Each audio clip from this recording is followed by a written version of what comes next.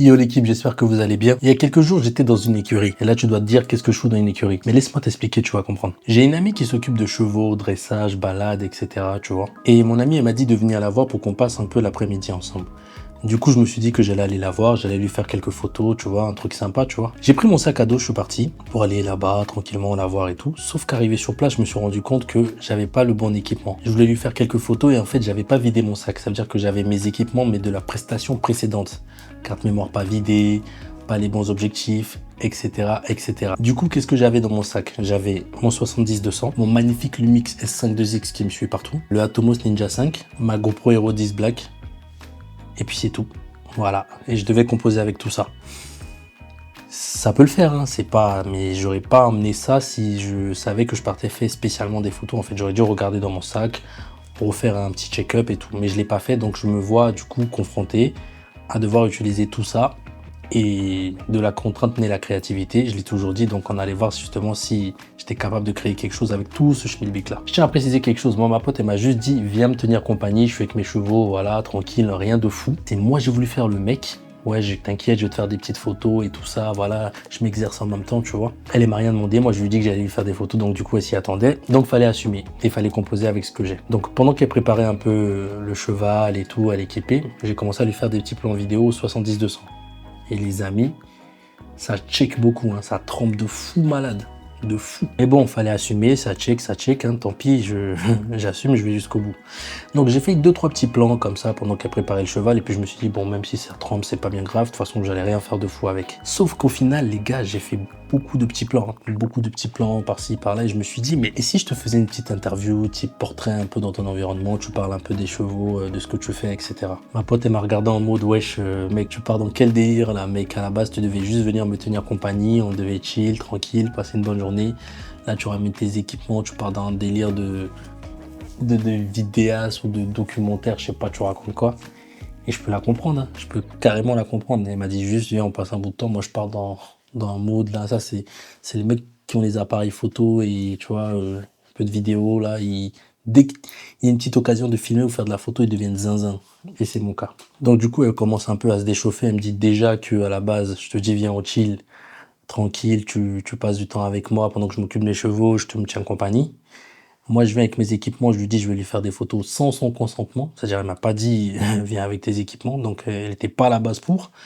Mais je réussis quand même à lui dire, non, mais t'inquiète, elles vont être belles, etc. Donc, ça, elle accepte, tu vois. Et là, je lui dis, non, finalement, j'ai fait plein de petits rushs. Donc, du coup, je vais faire une vidéo. Elle commence à me dire, non, mais là, ça va pas, là, tu vois. Donc, je lui dis, t'inquiète, ça va quand même le faire. Fais-moi confiance. Mais avant de lui faire l'interview, il fallait la mettre à l'aise. Donc, qu'est-ce que j'ai fait? J'ai commencé par lui faire les photos que j'ai dit que j'allais lui faire. Voilà, donc je lui ai fait quelques clichés par-ci, par-là, sur les chevaux, etc., quand ça tournait.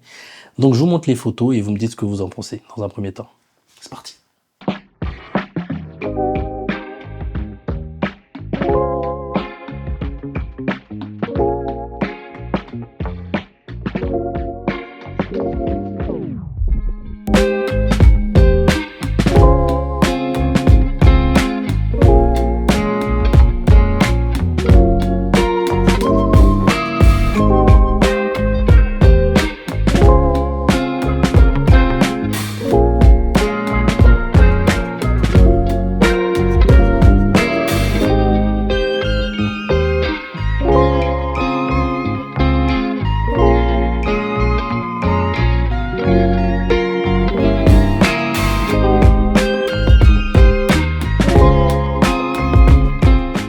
Bon, une fois qu'elle a vu les photos, elle était plutôt satisfaite, elle était très contente même des photos. J'avais pas encore fait les retouches, mais juste les photos brutes déjà dans le boîtier quand je lui montrais comme ça, elle était vraiment contente. Et s'est dit, ça va, c'est plutôt stylé, ça me plaît, donc du coup, pourquoi pas tenter l'interview? Donc je lui ai dit, chaud, vas-y. Sauf que j'avais pas de second boîtier et j'avais pas de micro, les gars. Rappelez-vous, j'avais que mon 70-200, mon Lumix, mon boîtier, la GoPro et la Atomos Ninja.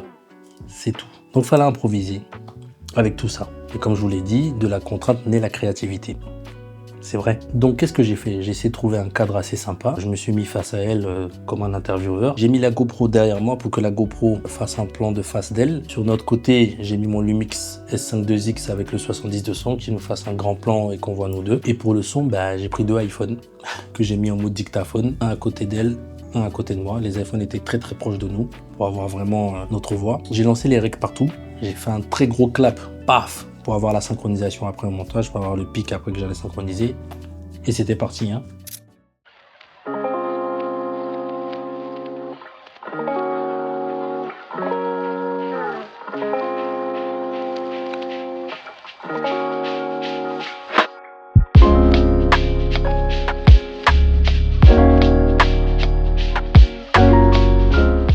Ah, les chevaux, c'est depuis toute petite. C'était l'ex-femme de mon père. À 4 ans, elle m'a mis sur un poney et là, c'était fini. T'y vas, tu sais que t'es tranquille, t'es avec un animal, il y a que de l'amour. Et là, c'est puissant, quoi. J'ai toujours préféré être au contact des animaux qu'avec les humains. Je trouve que c'est mieux.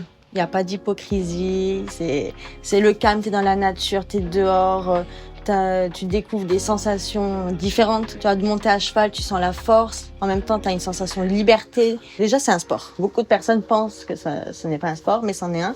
Parce que déjà, quand on est assis dessus, on a une position physiologique qui n'est pas normale. Ça doit être aligné avec notre bassin, nos épaules. Assis, aligné comme ça, si t'essayes, t'arriveras pas. Et on doit suivre en même temps le rythme du cheval. Et donc, sans le gêner, on doit relâcher certaines parties du corps et en serrer d'autres. C'est très complexe, mais c'est un sport.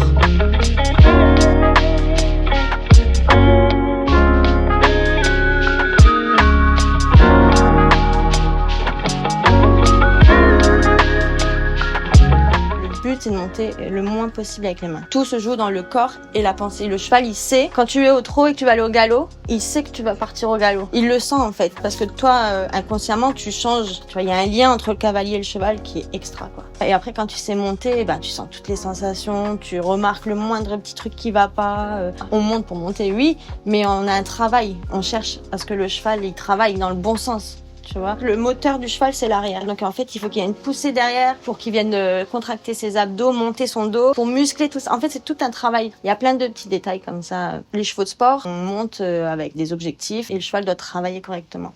Et c'est super important que tu précises chevaux de sport, parce que pour moi, quand j'entends chevaux de sport, alors tu m'expliqueras peut-être un peu plus, mais j'ai une chose qui me vient à la tête quand j'entends chevaux de sport, je vois PMU. Tu as plusieurs disciplines dans le monde du cheval. Les courses, c'est un monde. Le complet, c'est un autre monde. Le dressage pur, c'est un autre monde. Tout, en fait, est différent. À la maison, on travaille toujours le dressage parce que c'est la base de tout. Si tu vas aller sur des grosses épreuves, il faut savoir faire du dressage. Moi, je fais beaucoup d'obstacles, purs, que de l'obstacle, du CSO, ou parfois je fais du complet. CCE, ça s'appelle. Qu'est-ce que tu as envie de faire, toi, à long terme, avec tout ce que tu es en train de préparer, tout ce que tu es en train d'avoir comme diplôme et toutes les connaissances que tu es en train d'acquérir avec les chevaux? Moi, mon but final, déjà, c'est de développer bien évidemment l'ostéopathie et de travailler avec justement des chevaux, des athlètes, que ça soit course, que ça soit CSO, des chevaux de sport, quoi. Là, dans tous les domaines. Là, tu prends tous les domaines. Voilà. Okay. Tu n'as pas plus de facilité à manipuler un cheval qu'un taureau, du fait que tu sois souvent plus avec... Les chevaux, c'est plus facile à manipuler parce que ils ont l'habitude du contact avec les humains. Okay. Donc, tu peux faire ce que tu veux. Tu prends le pied, la tête, il se laisse faire. Tu tournes dans tous les sens, il dit rien, quoi. Le taureau, lui, tu peux pas tout faire. Justement, c'est la question. Le taureau, il est attaché avec les cornes, et après, tu fais là où tu peux atteindre, quoi. Ouais, parce que c'est ce que je me suis dit, de voir une femme costaud, toi, avec dans un milieu assez masculin, et essayer de manipuler des bêtes de plus en plus costauds. C'est compliqué, hein. C'est le contraste, tu vois. Des fois, ça, on se pose des questions, on se dit qu'elle a le goût du risque. J'aime bien. Ah oui, j'aime bien le risque. Ouais, je vois ça. Mais écoute, en tout cas, merci Léa pour cette petite interview. C'était gentil. Et moi, je te dis à la prochaine. À la prochaine, avec grand plaisir. Merci, ciao.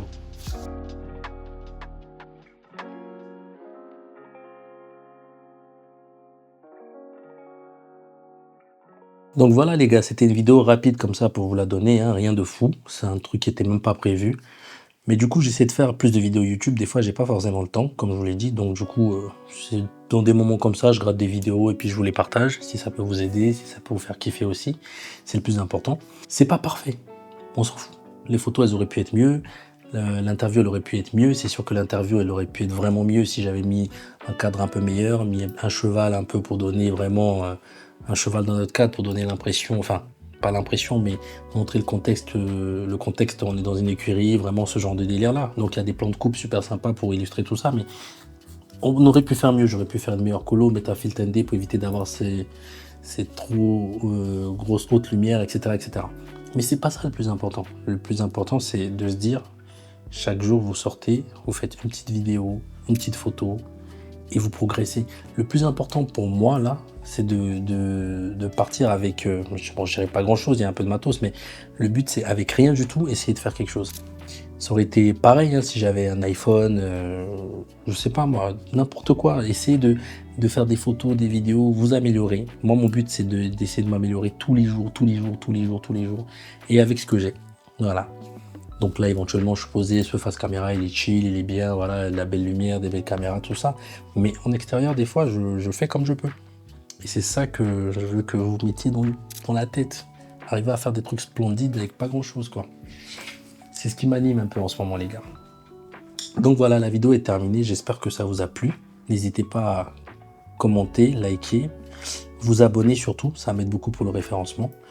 Et la bise, votre Finger James, révérence et front dans la paroisse. Je soigne vos angoisses. Ciao.